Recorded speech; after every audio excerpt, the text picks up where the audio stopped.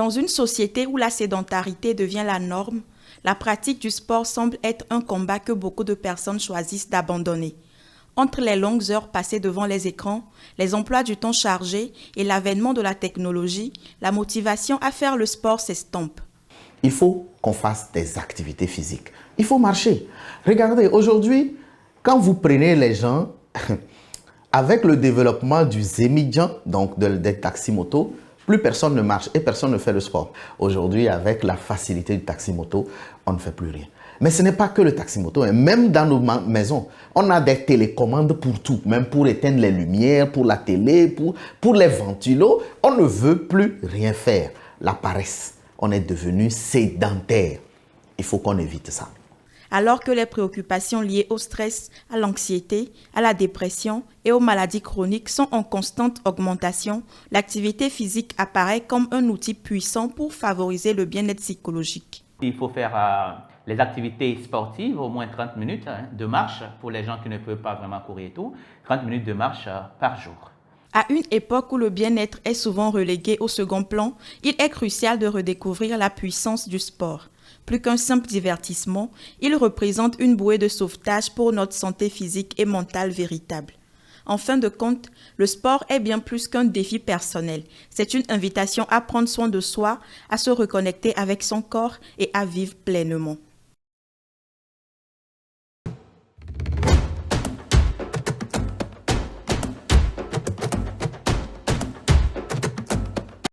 Organisé par le Conseil Ouest et le Centre africain pour la recherche et le développement agricole CORAF du 21 au 25 octobre à Lomé, la 4e édition du marché des innovations et technologies agricoles MITA a mis l'accent sur la lutte intégrée contre les ravageurs et les maladies des plantes et des animaux. Au cours de la cérémonie de clôture, les discours ont porté sur la nécessité d'une collaboration renforcée entre les gouvernements, les chercheurs et le secteur privé. Le MITA constitue une plateforme qui réunit chercheurs, innovateurs et acteurs du secteur agricole favorisant l'échange de connaissances, la démonstration de technologies éprouvées et la création de partenariats entre les secteurs publics et privés. De ce marché, 5 chercheurs ont été honorés en recevant le prix Abdoulaye Touré, une distinction qui récompense leurs innovations dans le domaine agricole. L'innovation que nous avons développée s'appelle Mango Protect, qui est destiné à lutter contre les mouches des fruits au niveau de notre région.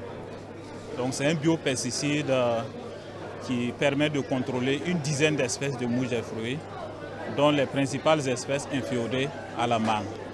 C'est également un biopesticide qui permet de contrôler ces espèces invasives-là sur les cultures maraîchères. Et ça permet d'améliorer les rendements à manque commercialisable de l'ordre de 40%.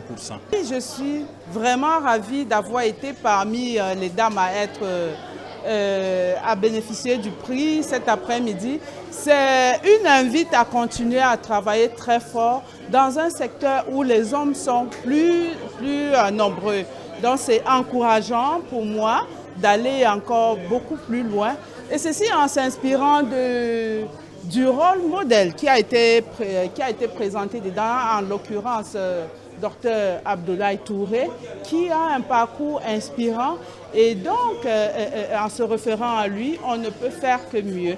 La cérémonie de clôture du MITA 2024 a été aussi marquée par la signature d'une convention de collaboration étroite entre le CORAF et le Centre international de physiologie et d'écologie des insectes, ICPE. Ce partenariat vise à renforcer la coopération pour développer des solutions adaptées aux défis agricoles de l'Afrique de l'Ouest et centrale. La prochaine édition du MITA se tiendra au cours de la semaine du 20 octobre 2025 à Bamako, au Mali.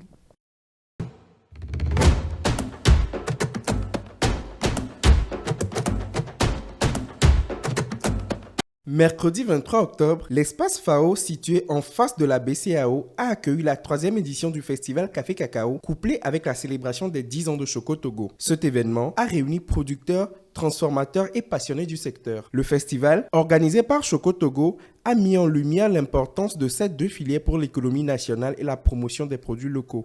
Choco Togo est une coopérative nationale composée de jeunes et plus de 80% de majorité femmes. Nous transformons le cacao de qualité de chez nous. C'est ça la première chose. Nous aimerions dire au monde entier que le Togo a le meilleur cacao du monde et c'est à nous de le valoriser premièrement. Dans ce festival est dans le cadre de célébrer ces médailles d'or, ces médailles d'argent et de bronze que nous avons reçues cette année au concours Cacao Excellence 2023. Choco Togo, à l'initiative de cet événement, célèbre aussi ses 10 ans d'existence, marquant une décennie d'engagement dans la transformation du cacao togolais en produit de qualité. Choco Togo continue de grandir parce que vous savez, on n'arrête pas de grandir. Et plus on monte, et plus la pression s'exerce vers le bas. C'est-à-dire qu'on cherche toujours à vous éprouver. Donc vous devez continuer à améliorer la qualité. Et Choco Togo s'est vraiment organisé pour continuer à améliorer la qualité. Tout ce que Choco Togo fait aujourd'hui pour se rendre visible, c'est créer les conditions d'une amélioration de ce qu'il sait faire. Parce qu'à travers toutes les expositions que Choco Togo fait, ça lui permet justement de connaître des critiques, des propositions, des idées pour continuer à innover. Un rendez-vous important pour le secteur café-cacao avec une ambition commune. Renforcer l'industrie locale et sensibiliser les consommateurs aux bienfaits de nos produits nationaux.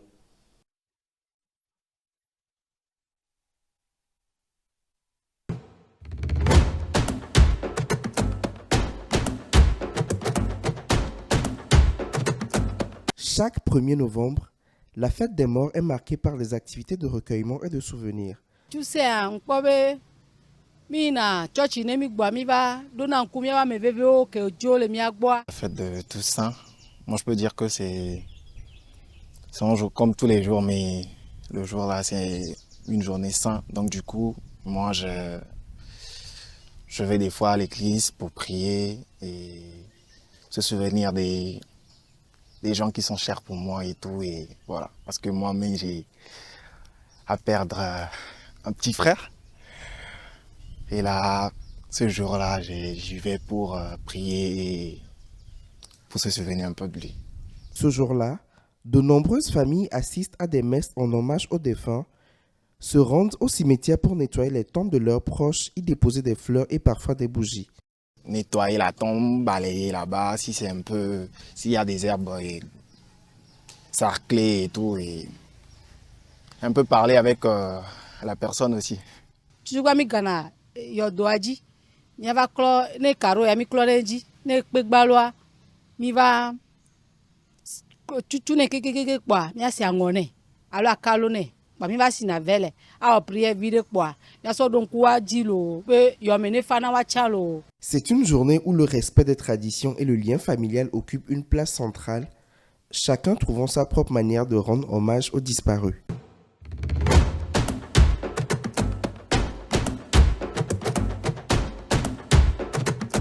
La première édition du tournoi Fraternité Ghetto Trophée Fondation Fadi connaît désormais ses finalistes.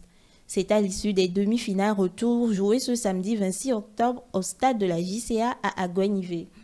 Il s'agit de Katanga FC et de Ghetto Lyon, tombeurs respectifs de Kamablazo FC et Leader Foot. Cette finale qui s'annonce entre Katanga FC et Lyon FC de Legbasito, c'est du wait ainsi et surtout que la population se mobilise pour venir suivre du football d'un très bon niveau et nourrir l'espoir de sourire toujours après les matchs de football. Katanga FC de la zone portuaire et Kamablazo FC de Nikonakwe-Boka, ce fut la finale avant la lettre. Deux équipes aux valeurs sûres, aux compétences égales, qui ont assumé leur statut. Un but partout au terme de la rencontre et 4 tirs au but à 5 pour Katanga FC qualifié. Sinon, c'est Dieu. Franchement, premier mi-temps, on a joué, mais deuxième mi-temps, Carlos nous a tués, évidemment. Sans Dieu, on ne va rien faillir. Mais je remercie Dieu avec mes coéquipiers et mon gardien. Au moins, il nous a aidés. Et après, les supporters, comme il nous a guidés, appel ici, on a tous joué le match. Et on va remercier notre gardien. Et finalement, ce que moi-même j'ai dit avant de commencer ce match, c'est de défier et avoir Katanga. Que tout le monde connaît Katanga, que Ghetto Katanga, ce n'est pas un ghetto de bandits. Pourtant, comme à l'aller, Kamablazo FC était devant dès les premiers instants du match sur un pénalty transformé par Jérôme Bébéou, mais Katanga avait les ressources pour revenir en égalisant. Un but partout au terme du temps réglementaire. On a 20 joueurs, mais au final, on nous a gagné au tir au but. Donc, je les encourage de gagner la finale, quoi. On est une équipe et je remercie le président Fadi qui a pu organiser ce tournoi pour nous. Et pour que la prochaine, on va jusqu'en finale et on va gagner. La seconde demi-finale opposant les protagonistes de la zone à Guenivé n'a été qu'un récital de buts en faveur de Ghetto Lyon au détriment du Ghetto Leader Foot. Déjà battu à l'aller 2 buts à 0, Leader Foot n'a pas les âmes pour se défendre. Ouais, il y a du jeu. Notre attaquant, on a manqué notre attaquant fétiche ce soir. C'est pour cela que vous allez voir que dans l'attaque, il n'y a pas de mouvement, assez de mouvement dans notre attaque ce soir. C'est un grand regret pour nous. Le foot, nous sommes venus pour gagner. C'est le trophée qu'on attendait. Mais comme la défaite est venue là, nous sommes désolés. C'est le meilleur qui a gagné. Déjà vainqueur à l'aller, Ghetto Lyon n'a fait que confirmer sa suprématie. 3 buts à 0 au match retour. On va essayer de toujours maximiser sur les entraînements, essayer de faire les jeux de combinaison, essayer de faire le tic-tac pour voir si, avec ce qu'on a vu contre l'équipe adverse, améliorer et pouvoir remporter la coupe. Ainsi, Ghetto Lyon retrouve Katanga FC pour la grande finale en apothéose pour la première édition du tournoi Fraternité Ghetto Trophée Fondation Fadi.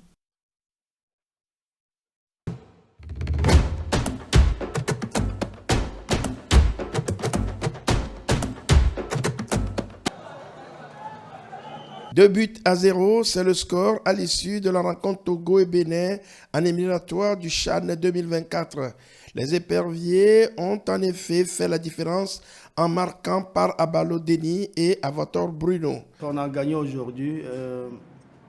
Le mérite revient à tous les jeunes qui ont joué, qui ont donné leur temps, leur personne, qui ont su faire des choses qu'ils ont mis en place collectivement et individuellement pour arriver à cet objectif. Les éperviers ont entamé le match tambour battant devant un public acquis à leur cause. Sama Maradiou et ses coéquipiers vont vite se signaler dès la 15e minute sur une frappe de Denis Abalo dans les 20 mètres. Un but à 0 à la mi-temps. L'un d'abdiquer, les Guépards vont se remettre dans le sens de la marche. Dominateurs pourtant, ils vont être définitivement assommés à la fin de la partie par le second but togolais, œuvre de Bruno Avator. C'est vraiment douloureux. C'est vraiment douloureux puisqu'on était arrivé ici, c'est pour gagner. Mais ce qu'on a vu sur le terrain, c'est différent. Premièrement, les 15 premières minutes, ça a été vraiment difficile quand on a encaissé un but. Et après, fait de courir derrière le but là maintenant et d'égaliser. Mais on n'a pas pu. Je pense que le Togo, ils ont mérité cette victoire-là. C'est à nous de travailler fort maintenant pour surmonter dans une semaine. Avec cette ascendance psychologique, Koubaya Kader et ses poulains peuvent garder l'espoir pour la qualification au second tour. Le match retour a lieu le 2 novembre prochain à Abidjan.